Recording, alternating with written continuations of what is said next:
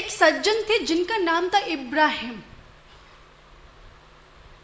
उनका एक नियम था कि वह रोज किसी फकीर को, किसी बाबा को, किसी गरीब को भोजन खिलाकर ही भोजन करते थे। उनका एक नियम था, काफी वर्षों से उनका नियम चलता आ रहा था कि पहले किसी गरीब को भोजन कराएंगे, उसके बाद खाएंगे।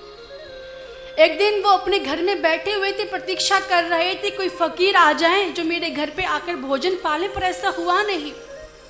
जब काफी समय हो गया तो उन्होंने कहा कि चलो हम ही घर से बाहर निकलते हैं, ढूंढते हैं कोई हमें मिल जाए। रास्ते में चले जा रहे थे तो एक बहुत ही गरीब, एक दरिद्र व्यक्ति जो भूख से व्याकुल था, उनको दिखाई दिया। इब्राहिम उनके पास गए और उनसे जाकर बोला, आज आप मेरे घर पर चलिए, मैं आपको भोजन कराऊंगा। उनको पकड़कर लेके आए और बड़े ही विनम्रता के साथ उनके सामने थाली परोस दी जिसमें व्यंजन रखे हुए हैं। उस व्यक्ति ने जैसे ही भोजन देखा वो एकदम भोजन पर टूट पड़ा, भोजन खाने लगा। इब्राहिम को बड़ा आश्चर्य हुआ कि इसने खुदा की नमाज तक नहीं अदा की, भगवान को शुक्रिया नहीं कहा, और सबसे जरूरी इसने तो मुझे धन्यवाद भी नहीं बोला, और इसने भोजन खाना शुरू कर दिया। इब्राहिम उसको देख रहे, व्यक्ति तो खाना खाने में, भोजन करने में मग्न है।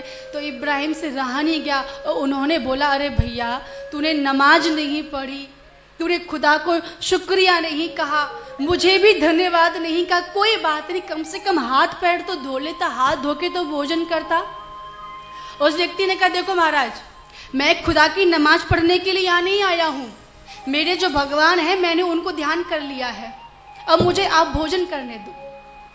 मेरा कार्य सिर्फ भोजन करना है, यहाँ पर ज्ञान लेना मेरा कार्य नहीं है। इब्राहिम को बड़ी जोर से गुस्सा आया और उस व्यक्ति को पकड़कर घर से निकाल दिया, और जैसे ही घर से निकाला तो एक आकाशवाणी हुई, अरे इब्राहिम, जिस व्यक्ति को तुमने घर से बाहर निकाला है उसकी उम्र क्या है?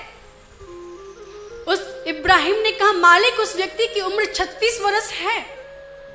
आकाशवाणी ने कहा, इस व्यक्ति ने मुझे कभी शुक्रिया नहीं कहा, फिर भी 36 साल तक मैं इसकी रखवाली कर रहा हूं, मैं इसको संभाल रहा हूं, मैं 36 सालों से इसको पालन पोषण कर रहा हूं, और तुम 36 सेकंड भी इस व्यक्ति को नहीं संभाल पाए। तो इब्राहिम, तुम्हारा सब पूजा पाठ करना व्यर्थ है।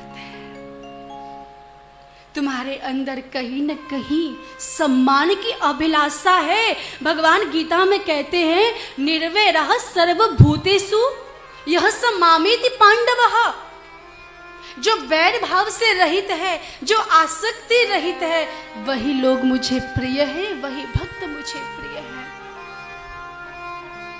अब हमारे मन से न ममता निकलती है, न हमारे मन से कभी गुस्सा निकलता है, और ना ही हमारे मन से कभी लोभ निकलता है। 3 चीजें व्यक्ति को नरक लेके जाती हैं, सीधा नरक लेके जाती हैं, काम, क्रोध और लोभ।